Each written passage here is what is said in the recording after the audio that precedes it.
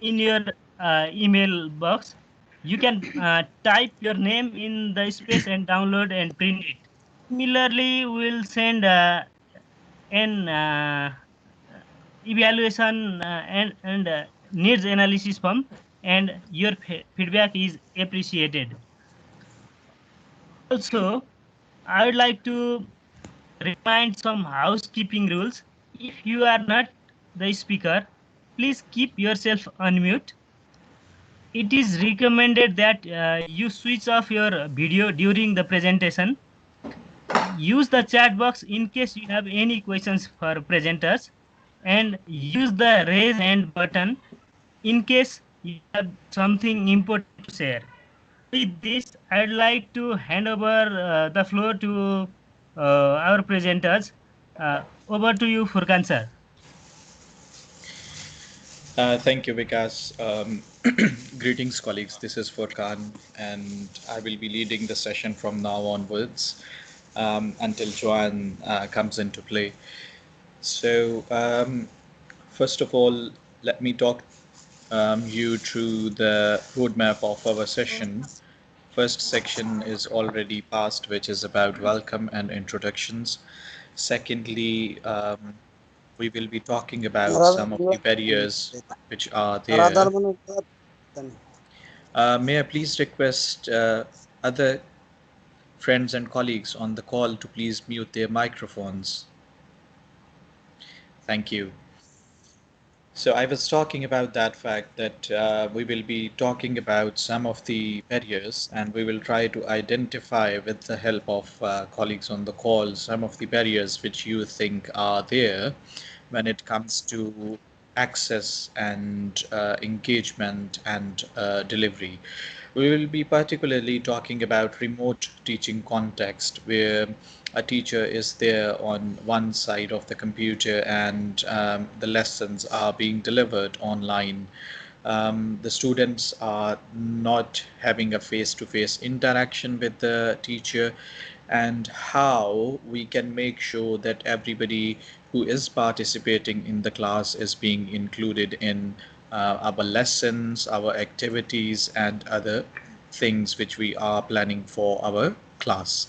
So these are some things which we will be talking through, and also we will be covering some of the do's and don'ts when it comes to use of technology and other techniques which you need to adopt when you are doing remote teaching to make sure that everybody is included in all of the things which you are planning and delivering. Um, and then we will share some of the ideas by which you can promote inclusivity in your sessions. At the last, we will be talking about some of the questions. We will be discussing some of the comments in the chat, and we will be giving an opportunity to all of you to ask questions to both of us. So this is a very simple and concise roadmap of the today's session. Let's go to the next slide and talk about some of the barriers to access and engagement. There might be a lot of barriers there, and some of the barriers which Joanne will be discussing further. I would like to give you an idea that there are some barriers which are not only in form of disability, but there are other factors by which a participant, a student, a candidate can be excluded from various activities which are planned by instructors and teachers. There might be other factors such as socioeconomic factors, and these factors will be detailed by Joanne Newton. I would like to invite her so she can brief you about some of the factors which are there and may cause exclusion if not addressed in a proper way. Hi, everyone. It's so nice to be here with you today. I hope that you will all enjoy this session very much, and please do put any questions in the chat if you have any. I, like you, am a teacher. I'm not currently teaching, and I have taught online. Our presentation today will be, like a bit of a one-stop discussion about inclusion. So please do put any questions in the chat if you'd like to go anywhere specific with our discussion. May I go to the next slide? So some of the main categories of inclusion that are particularly relevant right now during the pandemic are language, gender, different education needs, and socioeconomic and geographic inclusion or exclusion. So one of the first ones that we often consider at British Council is the language. So in many countries, like the one where I work, South Africa, the curriculum is delivered in English, but it is not the home language of about 90% of the children. So this causes a lot of exclusion anyways, and a lot of issues with accessing and engaging with curriculum. But this is all exacerbated or all increased because of the pandemic. When we are sending materials at home, now we need the parent to come in and help mediate the materials. And if the parent also doesn't speak English, this can be a really big challenge for families. Furthermore, everything is kind of more difficult to communicate on remotely. Like even what we're doing today. So when English is your second, third, or fourth language, it's going to be challenging for you. And when schools don't develop better ways of delivering the information, that becomes a barrier. Gender is another one, and like gender is very different in different cultures, in different countries. Like the country where I live, actually boy children can have a lot of discrimination and challenges, but in other countries there can be particular challenges for girls. I know some of the challenges can be around who is allowed to access the device, who is allowed to access the cell phone or the laptop. And sometimes there are hierarchies related to gender in the family, which can cause a lot of challenges for girl children. Equally, boy children can be expected to work during this difficult time. So we should really consider gender when we're thinking about inclusion and inclusive education. Different educational needs. This is neurocognitive differences. This is different ways of learning. This can also be different sensory requirements. So all of these aspects can, lead to exclusion if the teacher doesn't consider them. So we actually in our presentation will go through some general tips for being more inclusive of children with different educational needs. But actually Furkan and I did another document all around neurodiversity. So we will ask the Nepal team to send it to you as well if you are really interested specifically in different education needs and neurocognitive differences. And then the last area to consider is socio and economic and geographic differences. I believe we'll have the same issues and concerns as we do in South Africa, where you have a rural population, and the rural population won't have access to internet in the same way.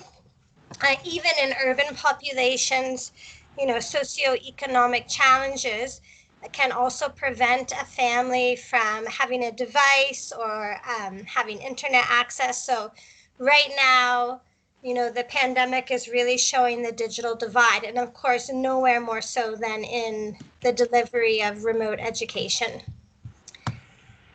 So I'm going on to the next slide, please.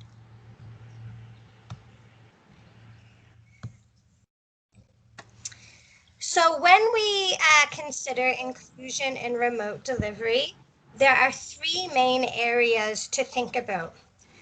One is information and communication.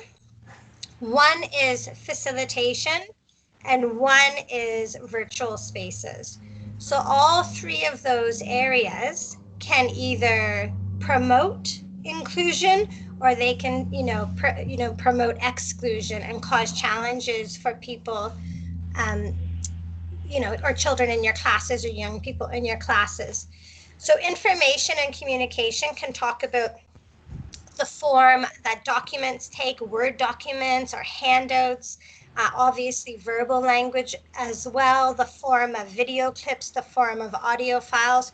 So the way you do those can be inclusive or more on the exclusive or problematic side. Facilitation is really important, or your teaching skills, and we'll give you some ideas around that as well.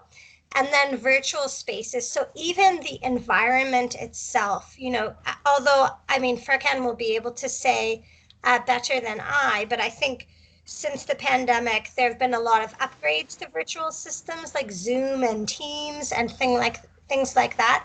But often the actual virtual space we work in can not be as inclusive as we realize. Okay, the next slide, please.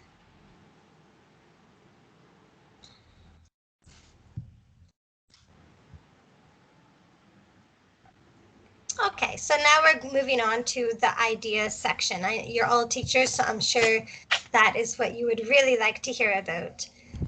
Next slide, please. Okay, so the number one thing to consider when you want to be an inclusive teacher, or you want to ensure you're being inclusive in your teaching, is knowing your audience and understanding your audience. I know as teachers, that one of the first things we do is we write a class profile, and we do needs analysis of our different learners, and all of that is good inclusive practice. But you need to take it a step further too, and consult with parents. Consult with parents and caregivers to see what's happening at home. This has always been important as a teacher, but now it's even more important. You need to find out if there are any barriers that are preventing the child from access. I have a friend here who's working in a remote area in South Africa, and when the pandemic started, she was the one person I saw really quickly pivot. And she had 3 students in her class who didn't have mobile phones in the house, but she was able to get them donated and delivered, even though we were in lockdown, to those families in the rural area. And then she quickly moved to using WhatsApp to communicate with the children. So I think that was a really good example of really knowing her children. She knew, I've got 40 kids, 37 have phones, 3 don't. I mean, that's a really practical example of what being inclusive means. Of course, there's other things too, like the number of people in the house, the power of Wi-Fi, or the amount of data that the family has available for the month, if any, how much support there is at home, older siblings who can help, even the level of resources that are in the house as well, in terms of pen and pencils, depending on your audience. So the most important starting place whenever you want to be inclusive is knowing your students. And moving on to the next slide. Is it your turn, Furkan, now? No, it's still me. One more from me. Okay. Furkan and I wanted to give you a practical example of problems with materials, and problems that can lead to exclusion, especially in remote delivery. So looking at the slide on the screen, please write in the chat, how could that slide or that example of material cause exclusion? How is it inaccessible?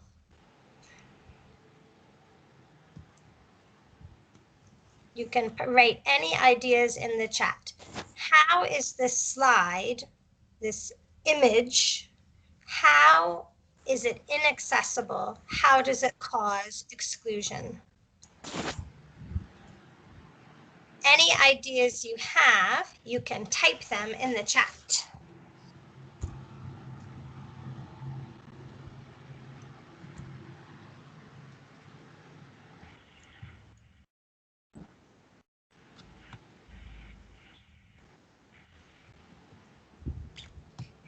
Okay, some ideas are coming in. So may not be totally visible, visible point of view, limitation of use, reading difficulty, not understanding the audience, not accessible to all. Students may feel that virtual classes are boring, physical participation isn't there. That's a general comment, but absolutely. Back to the slide, understanding difficulty, lack of accesses, that's another kind of general idea. Okay, so looking specifically at this slide, there are actually a number of problems with it that make it inaccessible. So I'm going to hand over to Furkan and to move to the next slide to talk about why and actually what could be done instead. Thanks, Joanne.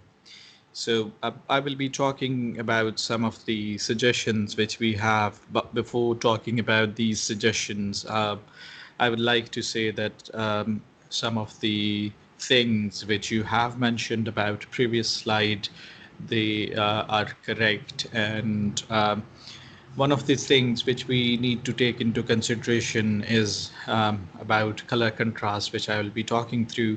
So let's talk about this list, which is in front of you. First of all, I would like to talk about alt text. Some of you might be aware of this term, but some of you might not be. So I would like to take this opportunity to explain that what is alt text. So alt text is a description of an image which is actually there on a slide on a document, and it helps screen reading softwares to explain the image and to help visually impaired users to make sure that they understand the image. Because images are not read by screen reading softwares which visually impaired students use to communicate with their laptop or other digital devices or gadgets. So make sure that you add alt text to images. Um, in PowerPoint, if you are making a presentation, it's very easy. You can click on the image, and then you can take options with the help of right mouse button. There will be an option to add alt text to the image. So please make sure that whenever you are using images, you are adding alt text to that image to make sure that it is accessible by screen reading software.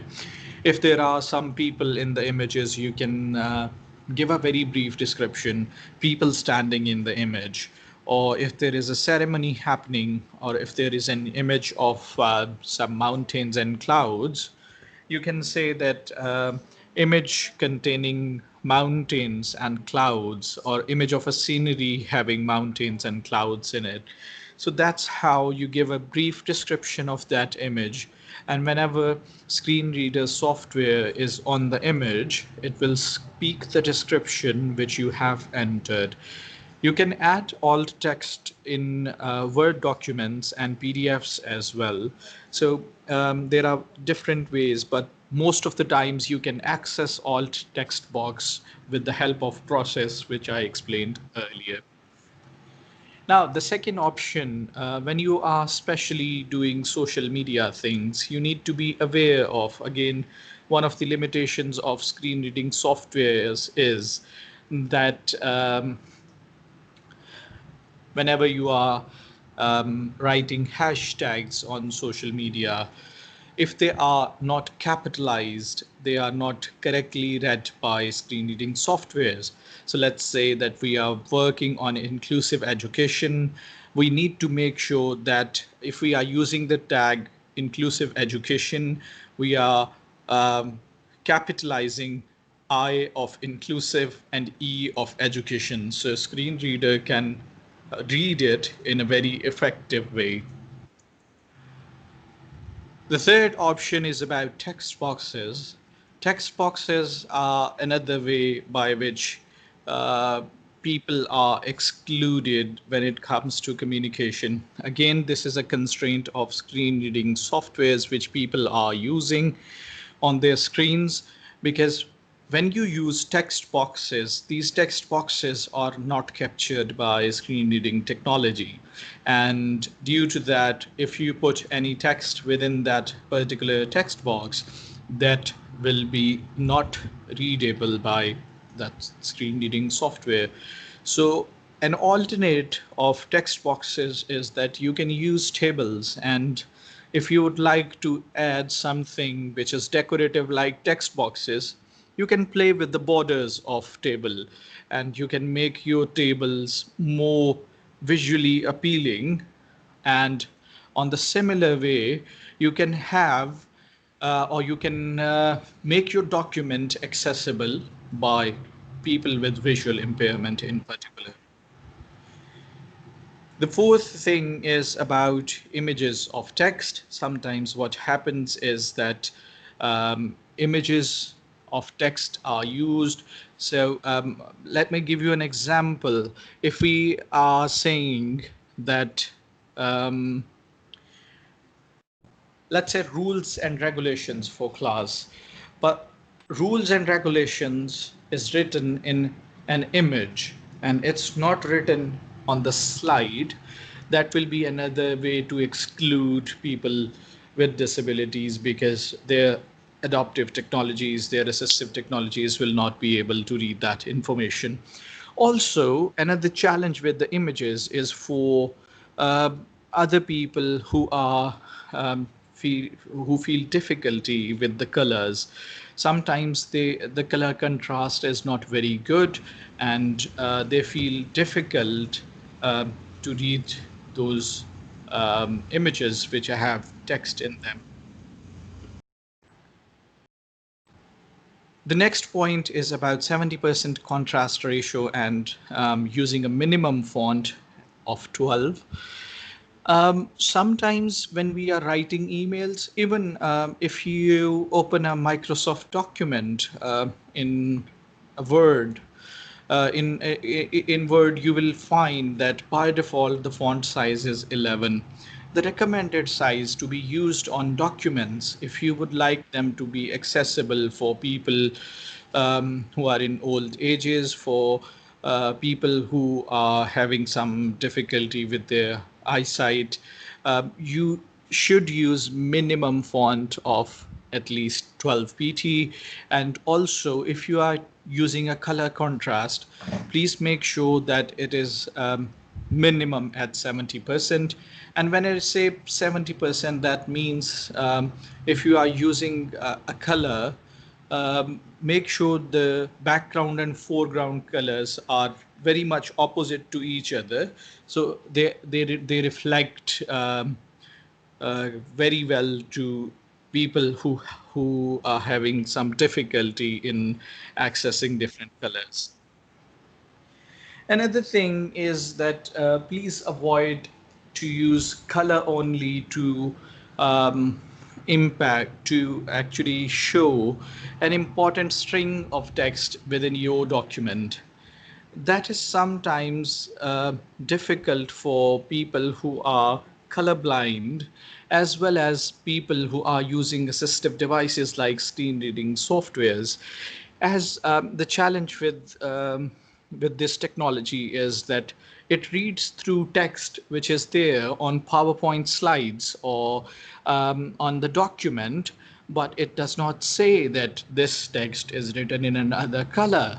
So this is a constraint and a challenge. You can you can do it by saying note, and then you can say this is an important piece of information which you need to consider while going through this document, or I would like to emphasize this just because this is an important paragraph or important line. You should keep note of this. So that's how you emphasize on important piece of information which you would like to communicate to your students. Yeah, use clear formatted headings and lists. People who are using assistive devices, some people who have mobility impairments are also using some assistive devices. And there are short keys which are made to navigate through headings or lists. So if you have not formatted your document in a way where you can separate headings and lists, and you have not used proper formatting techniques, like in Microsoft Word, you can do it by selecting a text, then right clicking it, going to properties or paragraph, and if you have a heading text, make sure it is heading level 1 or 2 or 3 according to your hierarchy of document. And if it is a normal text, it is formatted as body text. If you are using some lists, they are not only separated by tabs, but there are bullets or numbers attached to them as per your requirement. So that's how you can format your document when it comes to headings and lists. Use audio messages and text in combination. Why this is here is that sometimes people who are having dyslexia, they are not able to understand some of the information which is available there in text format. So that is really helpful for them if you are including an audio file with that text file. I can understand that sometimes you can't do that because of your resource constraints or because of the time constraints. What I would suggest, and what's the best way to overcome this challenge, is to um, at least record brief of that document and send it along with text file, so they can understand that what is the crux of this document, people especially who are having dyslexia, and also people who are unable to understand written instructions, and audio messages or verbal instructions are very helpful for them. So you can do that, and this will certainly reduce exclusion within your class participation and when it comes to content. You can also go to Microsoft Accessibility Help to learn that how you can create some of the accessible documents. There are some of the other things which I would like to talk about, and those things are about Zoom software or any other software. Whichever platform you are using for remote teaching, please make sure that you are aware of all of the accessibility options which are there in that software. And also, you are explaining those options to your students when they are in class, such as it will be quite distracting for screen reading softwares when a notification appears in Microsoft Teams or Microsoft Zoom. So please make sure that you are guiding them how to disable those notifications which interfere with these assistive devices. Um, and also another thing which I would like to talk here is about that camera thing, which Joanne will be talking about a little bit in more detail. But turning on cameras and encouraging and forcing this technique on candidates and asking them to turn on their cameras is not a wise technique, because most of the candidates, if I talk about South Asia, they have internet connectivity issues. And if they are not having a good internet connection, they might feel a little bit ashamed that everybody else is turning on their cameras and they are not able to do so. Else, another thing which we discussed earlier is about socioeconomic factors. Some of the students might not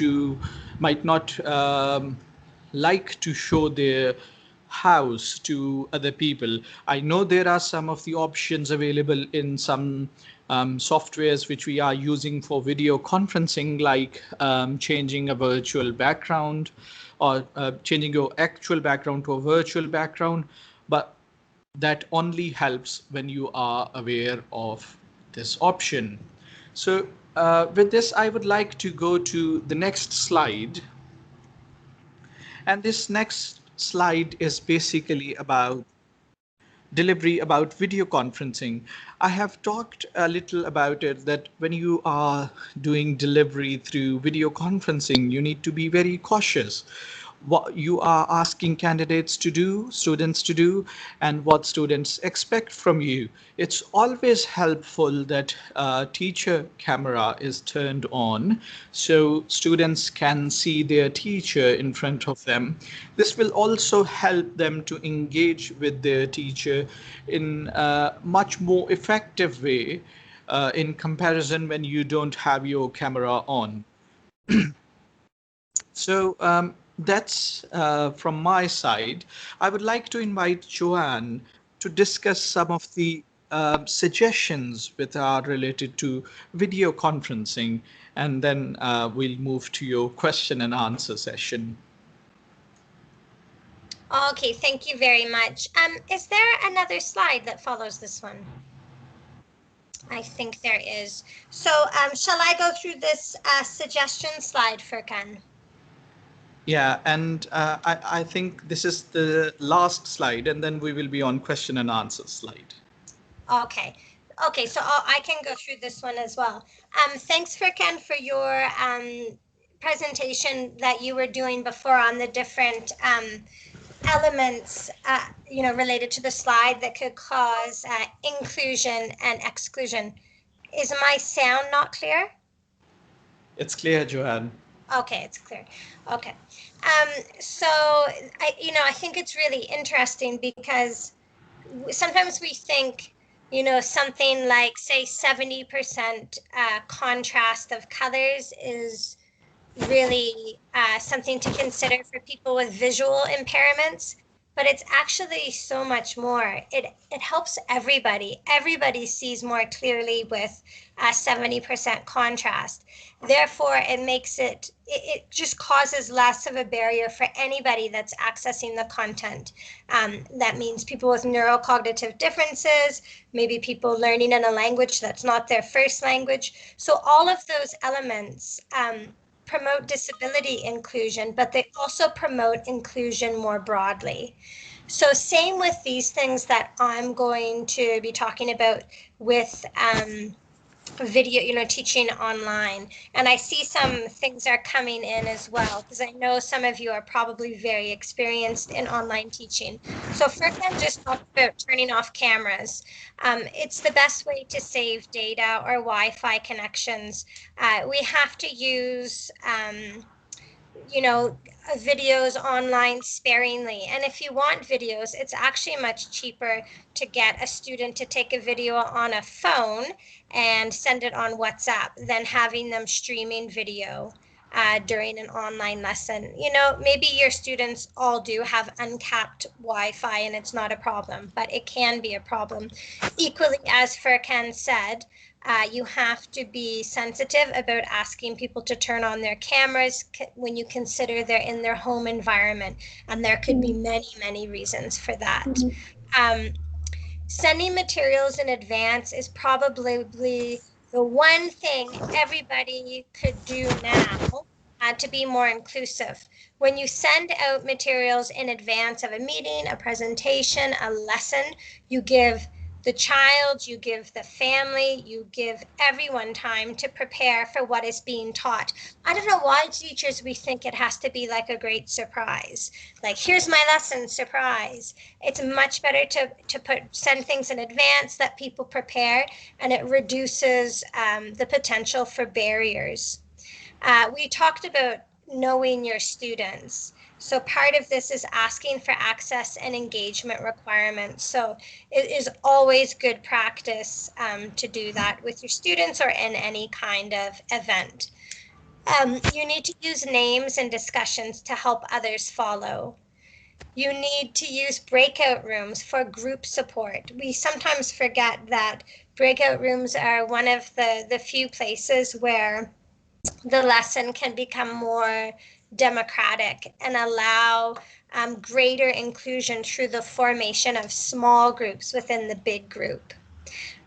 Individuals have the right to opt out of activities, and that's face-to-face or that is online. Part of inclusive education is kind of empowering children and young people in their own learning. Videos should have a subtitle or transcript, so any recording that's taken of the lesson should be provided later with the auto captioning on.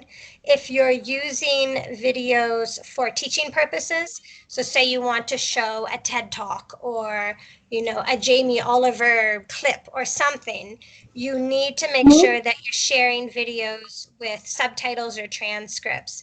Don't just share a video without one. And the internet is so vast now that you can always find videos with subtitles and transcripts. That's not just helping hearing impaired people, that's helping so many people with so many different ways of learning. Also, another thing with videos, really send a link as opposed to streaming them in your class. Like, you're just going to be wasting data and the quality will be poor. Honestly, that's one of my least favorite things is an online lesson where a video is played or where you have to stop and watch a video. It's not a good way to watch a video. Rather, let the child, the young person, watch the video before or after the lesson and then join the online lesson to discuss. If you are using technology, if it's just WhatsApp or messaging systems, or if it's something more sophisticated like Teams, practice with the students and the parents outside of the lesson times. It's very discouraging for children when the lesson can't be joined, and it brings up a lot of negative emotions. So do that outside of lesson time. Verbally describing diagrams and images that appear on slides should just be good practice. There's really no point to put any image on the slide that you wouldn't take the time to describe in depth. And then the final thing is the use of the chat box. Also, this people pinging into the meeting thing is quite distracting for people using screen readers, but others as well. It really does detract from access and engagement, so then is in some way impacting on inclusion, because inclusion means quality engagement. Okay, well, what time is it? Oh, we're making good time. So it's 5-1, and I think that was our last slide. But I see a lot of questions in the chat for Ken. Wow. So Radha, will you be asking us the questions, or should I go and pick through them? Hi, Joanne. So we will be reading out the questions. Bikashi, could you please proceed? Thank you.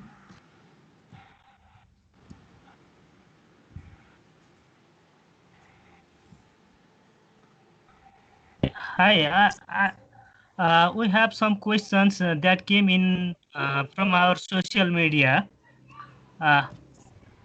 So, how can we engage kinesthetic learners during online delivery?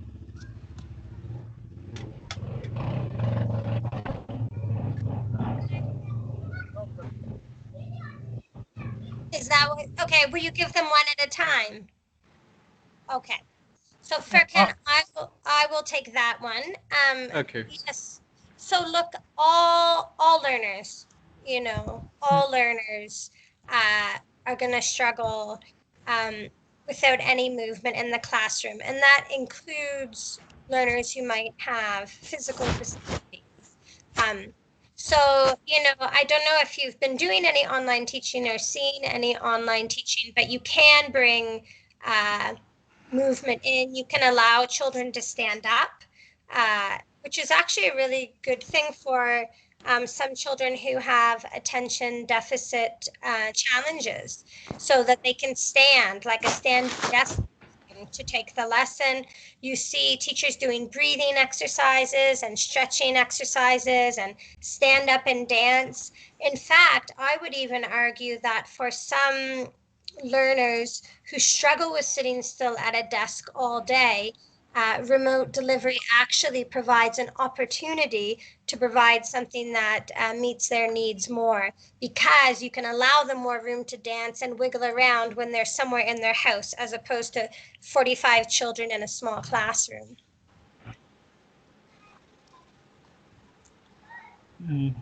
Okay. We have next question. Can you give some ideas on inclusive assessment? Okay, I guess I can maybe take that one too. So about inclusive assessment, sure. I mean, that's it's kind of a specific area assessment, but I think, inclusive assessment is good practice assessment, where you are assessing skills and you're assessing how people do things, as opposed to what they know about things. And that also, that the feedback that you're giving on the assessment is meant to improve performance. So it's not like a final judgment that a learner can or can't do this, and now this happens. So it's that, learn from the assessment and feed it into your teaching kind of cycle or model. So, I mean, if you do want to learn more about inclusive assessment, you definitely could find something on our website.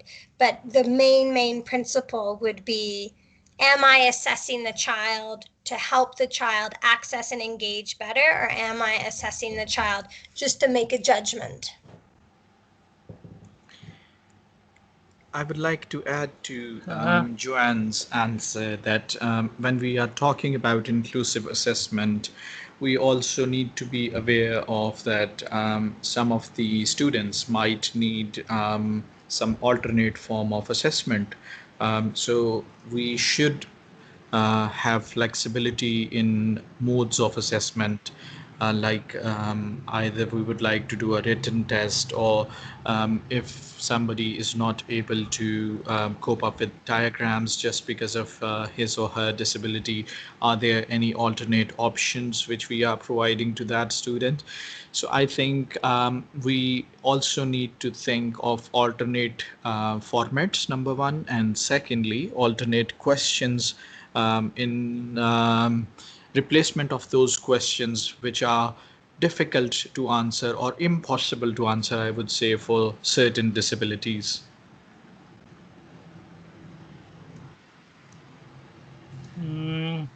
Sukumar Thapalia asks, please suggest some of the innovative and motivating ideas to address the student with ADHD and autism along with regular students.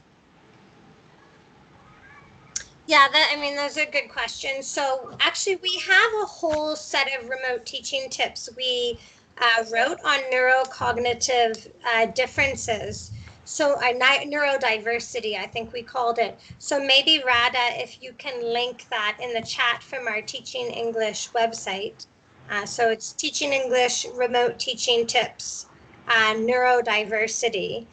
But just quickly, it's all about multimodal approaches and differentiation. So inclusive practices is not one size fits all. It's, everyone is different and everyone accesses and engages, in different ways. So the more variety you show, now, there's something that they say, autistic people say about themselves is, if you've met one person with autism, you've met one person with autism. So you can't generalize autistic people like this, because it is completely different from person to person. What might support someone in accessing and engaging might cause problems for another. So, knowing your students and variety. So breakaway rooms, videos, audio files, offline, online, teacher-led, student-led, but all structured with a tremendous amount of clarity. Clear documents, clear stages, clear speaking, structure, and variety. But yeah, Okay. those remote teaching tips. Oh, good. Vaishali just put them in there. Supporting neurodiversity. So please download those and you'll get 2 pages of ideas. Okay. Next question is, out of 170 students, only 20 to 30 students are taking online class. Most of the students might not have access on internet and digital tools. And then how can we teachers can inspire for inclusion to them? Yeah, I mean, I think those are really interesting numbers, like 20 to 30 of 170 can access online teaching. It would be similar here in South Africa as well. And the vast majority of schools here are not doing online teaching, including my son's own school. They email a few handouts that some people can print and some people can't print. But there are pockets of excellence. I told you about my friend who's using WhatsApp very creatively. I'm not sure if WhatsApp is the most popular messaging service in Nepal, but you could equally use Facebook Messenger or any, messaging service. So once she made sure the few children had phones, she started doing things like sending very brief messages to parents every day of things that the children could be doing. She also sent voice notes. Again, they just take a few kilobytes. They're not heavy in data at all. And she's a grade 4 teacher, so she was having the children read or write stories and read them to her, or write stories and take pictures of them and send them to her. And she only used WhatsApp. And she's doing tremendous remote delivery. And it's also low cost, low data, although I'm sure, knowing her, that she's providing data for children who don't have it because she's that kind of person. There are colleagues who work for the British Council in Sudan who are doing some great work in remote delivery by sending packages of handouts to rural communities. So they're sending them along with food parcels that are being delivered by government and also by local charities. So with that, they attach all the different handouts for the community and they go out that way. Oh, that's very nice. 1 second, please. I'll be right with you. So sorry, my little one just came to say hi.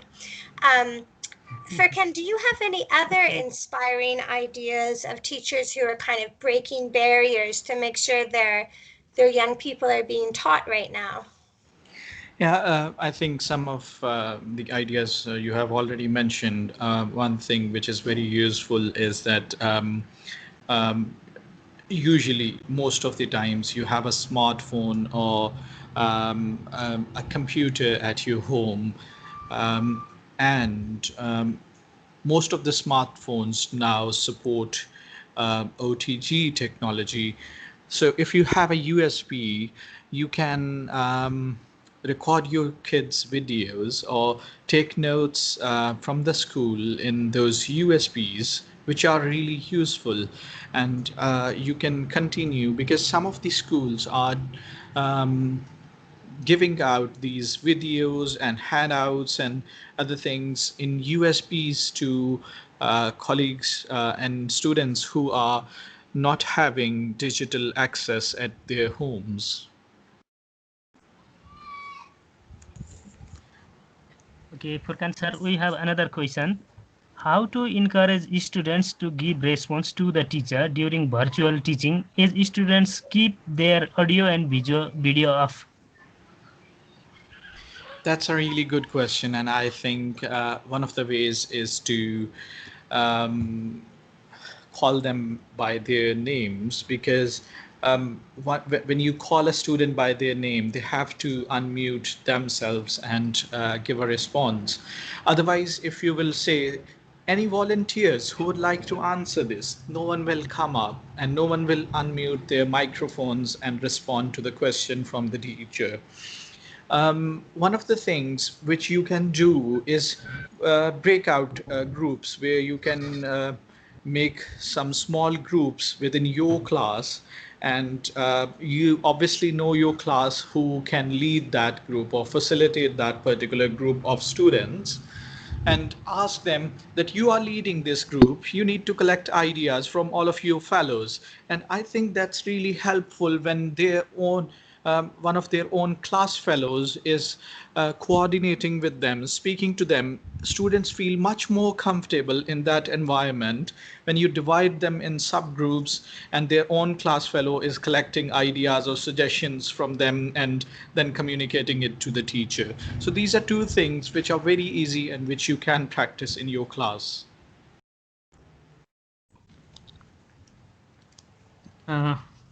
Thank you, Furkan sir. We will take two more questions now. How can we motivate and engage the slow learners if video conferencing in camera mode is off? Could you please throw some light on it? Yeah, so when it comes to students who are slow learners, I think they, number one, they need some more time from the teacher.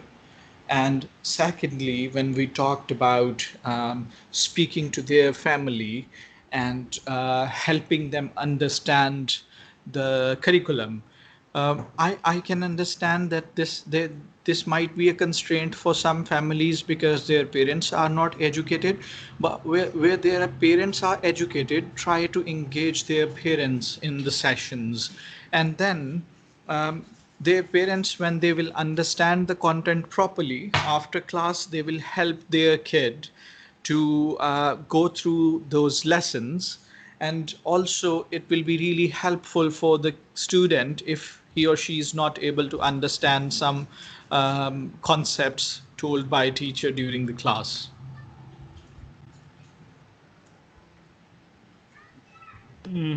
Okay. We have last question, and I think you have already covered this, but let me ask. Pukar Singh Bhandari says it has been difficult for us as a teachers to get the attention of students in online class. So how could an online class be more engaging and interactive apart from the use of digital tools? Yeah, I mean, that's a good question. And the more it's going on, the more I think is that the online classes need to be shorter. They go on in general for too long. I think it's better to reduce the time in the lesson and spend more time on pre and post lesson activities that are discussed in WhatsApp or chat groups. So there's a lot of research done on how we all, adults, children, every different type of person, we all struggle to engage in long video calls. So I think we need to rethink. So form some WhatsApp groups, send some information out, expect it to be done by a certain point in time, then go to the video part of your online lesson and then go off. I mean, I also don't see why, even if something's booked, say you have a 90-minute lesson that's booked, why can't we do 40 minutes, turn it off, take a break, and then come back? Holding people hostage to the screen is not going to improve the quality of teaching and learning. Uh, Although I said that was the last question, but we have very genuine question here, so I'd like to uh, include that question as well. So Bhanu Bhakta Bishta writes, the level of psychological trauma created by the pandemic might be vary in each and individual learners. This might create a problem of exclusion. How can we address this? Yeah, I mean, that's a very astute question from probably a very good teacher. The trauma, I think, is probably one of the the first things that teachers do need to address. I mean, we have to think about what the actual function of a school is. So it's not just to send children to a school to, access the curriculum, take it in, and go home. The real purpose of a school is like the socialization of the child, the social and emotional development, relationships, all of that, which is like the psychosocial thing. So when we go into this remote setting, that's still the role of a school. And right now, some people might have serious trauma, some people might have no trauma, but it's still, we're humans and we have emotions and we've been disconnected from each other. So teachers really, a strong inclusive teacher would address those first. And I can only hope that ministries and schools equally prioritize this as opposed to recovering what's left of the syllabus, because that's not going to help children long term. Fricken, do you want to add? Yeah, I think you have covered everything, Joanne, which I wanted to say as well. So that's sorry. all right. Yeah. Great minds think alike. Okay. Okay. Thank you, Furkan sir. Thank you, Johan. Thank you, everybody, for your time. We started the program on time, and we concluded the program on time. So, as said earlier, we will send link to all along with certificate and evaluation form, and we will also send the link of this recording. Thank you so much. Thank you, everyone. Thank you, everybody. Thank you, British Thank you, Council. everyone. It was so nice to be here Okay. with you today. Thank you, everyone. Bye-bye. Bye-bye. Thank you, everyone. Thank you, everyone. Delta. Bye-bye. Thank you, British for Council. this wonderful session. Wonderful. Thank you.